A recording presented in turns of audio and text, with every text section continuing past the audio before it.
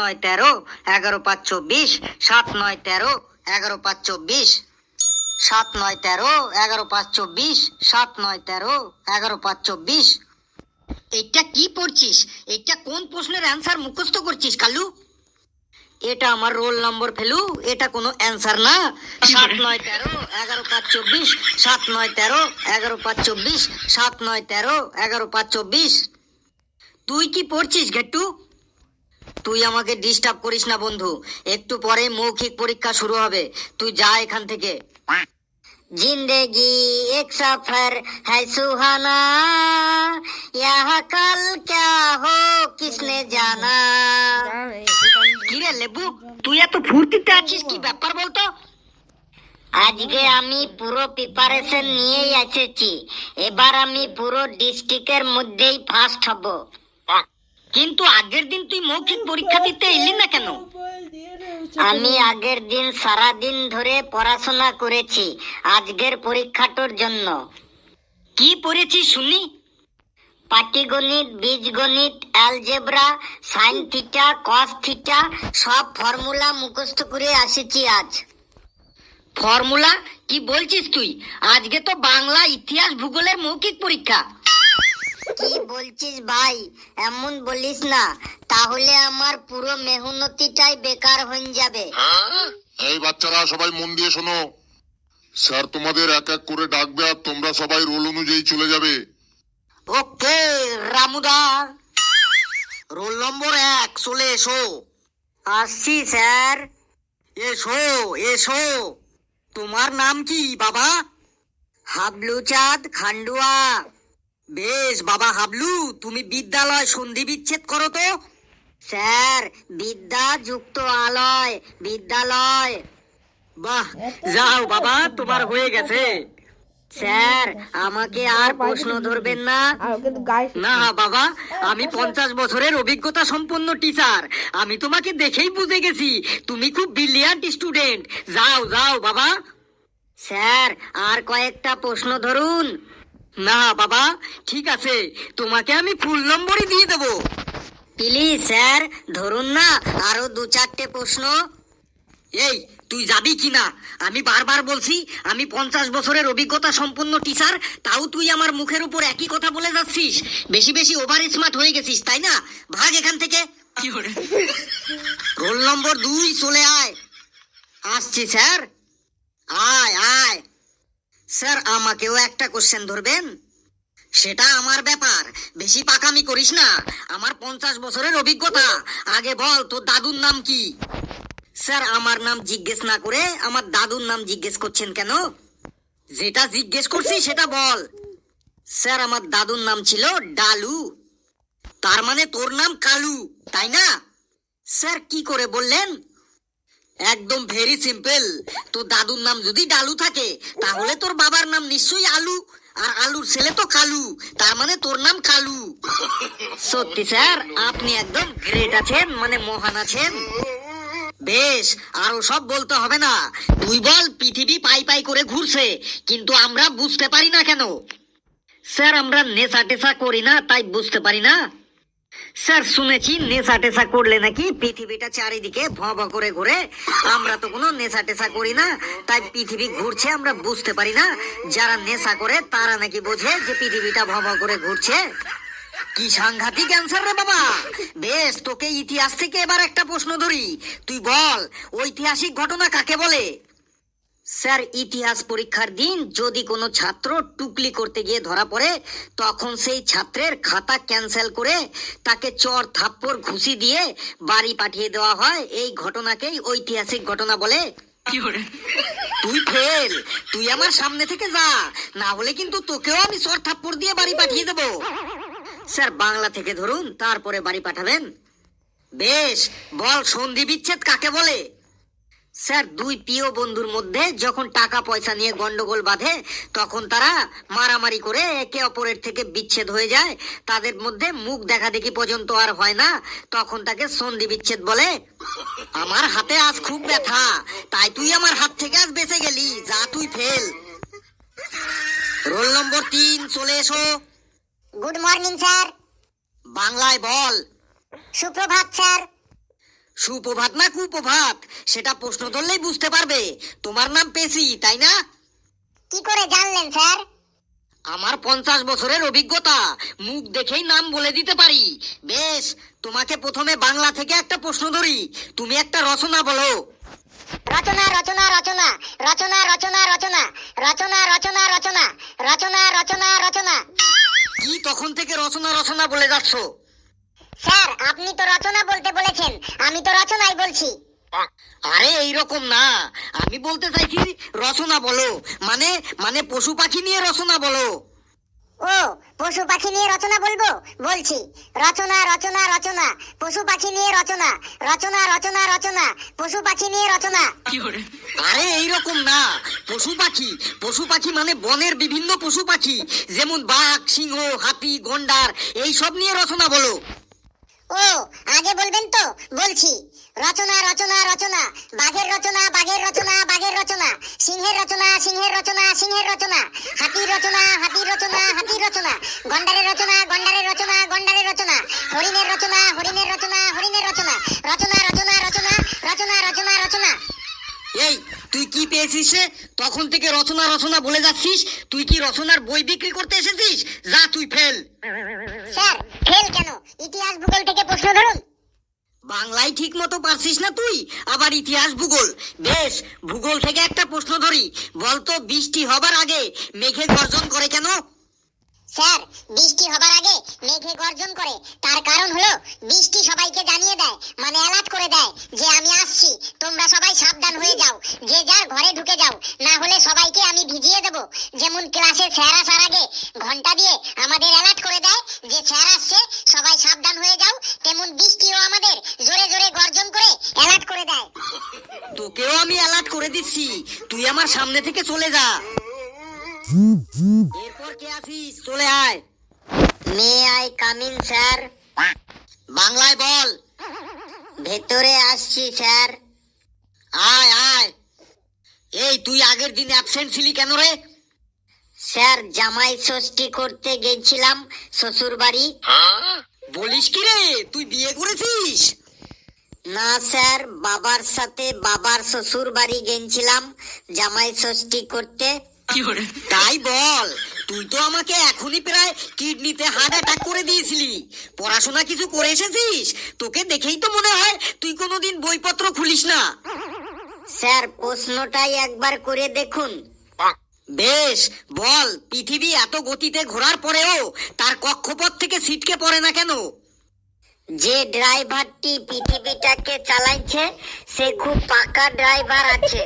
উপরওয়ালা খুব বুঝে শুনেই খুব ভালো ড্রাইভার রেখেছে পৃথিবীটাকে চালানোর জন্য। ড্রাইভারটির কারণেই পৃথিবী তার পথ থেকে ছিটকে পড়ে না। একদম ভুল অ্যান্সার দিলি।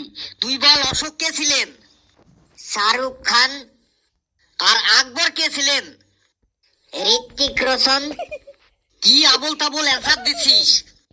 হ্যাঁ স্যার, আমি সিনেমাতে দেখেছি শাহরুখ খানের নাম অশোক আর ঋত্বিক রোশনের নাম আকবর। তোর কথা মতো তো তাহলে শ্রী চৈতন্য মহাপ্রভু হলেন যিশু সেনগুপ্ত। হ্যাঁ এটাও ঠিক বটে, ঠিকই বলেছেন আপনি।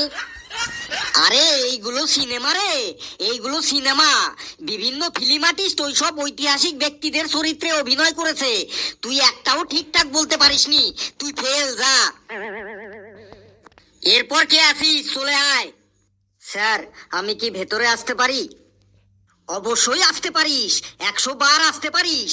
আমি তো তোকে ভেতরে আসার জন্যই নিমন্ত্রণ করলাম। তোর নাম ঘটিন্দর কুলচাটে, তাই না? কি করে জানলেন স্যার? আমার 50 বছরের অভিজ্ঞতা, আমি মুখ আর চেহারা দেখেই নাম বলে দিতে পারি। সত্যি স্যার, আপনাকে ফার্স্ট লুকেই আমি বুঝে গেছি আপনি বিরাট এক্সপেরিয়েন্স টিচার। আপনার বিরাট অভিজ্ঞতা। আপনার মতো টিচারের সান্নিধ্যে এসে আমি ধন্য স্যার। নে এবার প্রশ্নের অ্যান্সার দিয়ে আমাকে ধন্য কর। বল, মালভূমি কাকে বলে? স্যার, যে ভূমিতে মালপত্র রাখা হয় তাকে মালভূমি বলে। প্রথমেই ভুল অ্যান্সার দিয়ে স্টার্টিং করলি। বেশ, এবার বল, সমুদ্রের জল নোনা হয় কেন? স্যার, সমুদ্রের মধ্যে লক্ষ লক্ষ জাহাজ চলে, সেই জাহাজের মানুষজন সবাই সমুদ্রের জলের মধ্যেই প্রস্রাব করে, তাই সমুদ্রের জল নোনতা হয়ে গেছে। তোকে মেরে আমি তোর প্রস্রাব বের করে দেবো কিন্তু। কি সাংঘাতিক ক্যান্সার রে বাবা! এই এই এই তুই বেরো তো এখান থেকে, তুই ফেল, যা তুই বেরো এখান থেকে। স্যার, ফেল করতে করতে বুড়ো হয়ে যাব, কিছু নম্বর অন্তত দিন যেন পাস করে যাই। তুই এইরকম উল্টো পাল্টা অ্যান্সার দিবি আর আমি তোকে নম্বর দেবো, তাই না? তুই কি আমাকে বোকা পেয়েছিস? তুই বের হ এখান থেকে। স্যার, বাংলা থেকে ধরুন, দেখুন ঠিক অ্যান্সার দিয়ে দেবো। বেশ, বাংলা থেকেই ধরছি, বল সমাস কাকে বলে? স্যার, 100টা মাসকে একসাথে সমাস বলে। তার মানে কি বলতে চাইছিস তুই? স্যার, হিন্দিতে শ মানে 100 আর মাস মানে তো মাসই, তাই 100 মাস মানে 100টা মাস। তুই আর আমাকে রাগাস না, আমার হাতে প্রচন্ড ব্যথা, তোকে আমি মারতে পারবো না, তাই ভালোই ভালোই এখান থেকে বের হ। স্যার, কিছু নম্বর অন্তত দিন। স্যার, লাস্ট প্রশ্ন ধরুন স্যার, প্লিজ স্যার। ঠিক আছে, লাস্ট প্রশ্ন, তুই খরগোশ আর কচ্ছপের গল্পটা শোনা। স্যার, বহু কাল আগের কথা, বহু বহু বহু কাল আগের কথা, একদম বহু বহু বহু কাল আগের কথা। তারপর কি বল? স্যার, বহু বহু বহু মানে বহু বহু কাল আগের কথা। আরে আমি বুঝে গেছি, তারপর কি তুই বল। স্যার, বহু বহু বহু কাল আগের কথা, এক জঙ্গলে একটা খরগোশ আর একটা কচ্ছপ একসাথে বাস করত। তারা খুব খুব বন্ধুত্ব ছিল, মানে ভীষণ বন্ধুত্ব ছিল, মানে ভীষণ ভীষণ ভীষণ বন্ধুত্ব ছিল, একদম দুজনা জিগরি দোস্ত ছিল। কিন্তু দুঃখের বিষয়, তারা দুজনেই এই পৃথিবী ছেড়ে চলে গেছে। তাদের দুজনের মধ্যে কেউ আর এই পৃথিবীতে বেঁচে নেই। আর যারা বেঁচে নেই তাদের কথা আলোচনা করে শুধু শুধু দুঃখ করে কি হবে স্যার? সবাই তো বলে অতীতের কথা ভেবে দুঃখ না করে ভবিষ্যৎ নিয়ে ভাবো। তুই আর তোকে মারতে বাধ্য করিস না আমাকে, তুই ভাগ এখান থেকে। আর কেউ আসিস, তাড়াতাড়ি চলে আয়। ভেতরে আসছি স্যার। চলে আয় চলে আয়। তোর নাম কি? স্যার, আমার নাম তো আপনি জানেন। তুই কি বিরাট বড় পণ্ডিত যে তোর নাম আমি জানবো? স্যার, আপনি নাকি মুখ দেখেই নাম বলে দিতে পারেন। বেশি কথা বাড়াস না, তোর নাম জিজ্ঞেস করছি, নাম বল। স্যার, আমার নাম ফেল্লু। বেশ, ফটাফট প্রশ্ন ধরছি, ঠিক ঠিক উত্তর দে আর নম্বর নিয়ে কেটে পড় এখান থেকে। ধরুন স্যার। তুই বল, পৃথিবীতে 3 ভাগ জল আর 1 ভাগ স্থল কেন? স্যার, সবাই যাতে ভালোভাবে জল পায় ও জলের ব্যবহার করতে পারে, তাই উপরওয়ালা পৃথিবীতে 3 ভাগ জলের ব্যবস্থা করেছে। পৃথিবীতে বর্তমানে 800 কোটি লোক আছে। যদি পৃথিবীতে 3 ভাগ জল না থাকতো, তাহলে ওই 800 কোটি লোকের সবাই রান্না করার জল, বাসন মাজার জল, কাপড় কাচার জল, স্নান করার জল, বাথরুমে যাওয়ার জল কিছুই পেত না। অনেকে একদিন রান্না করে 10 দিন বসে খেতে হতো, একটু থালাই খাবার খেতে হতো। মাসে 1 বালতি জলে একবারই স্নান করতে হতো। হাত ধোয়ার ভয়ে কেউ আর হাত দিয়ে যেত না। তাই এই 800 কোটি লোকের কথা মাথায় রেখেই উপরওয়ালা পৃথিবীতে 3 ভাগ জল সৃষ্টি করেছে আর 1 ভাগ স্থল সৃষ্টি করেছে। কথাটার কিন্তু যুক্তি আছে, ছেলেটাকে ইন্টেলিজেন্ট লাগছে। বেশ, তুই একটা সুন্দর গল্প মানে একটা কাহিনী বলতো। স্যার, আমার নিজের লেখা কাহিনী নাকি অন্যের লেখা কাহিনী বলবো? তুই আবার কাহিনী লিখিস নাকি? ওই স্যার, একটু একটু লিখি আর কি। বেশ, শোনা তো তোর নিজের লেখা কাহিনী, শুনি একটু। স্যার, বহুকাল আগে মানে বহু কাল আগে মানে প্রাচীন কালে এক রাজা ছিল।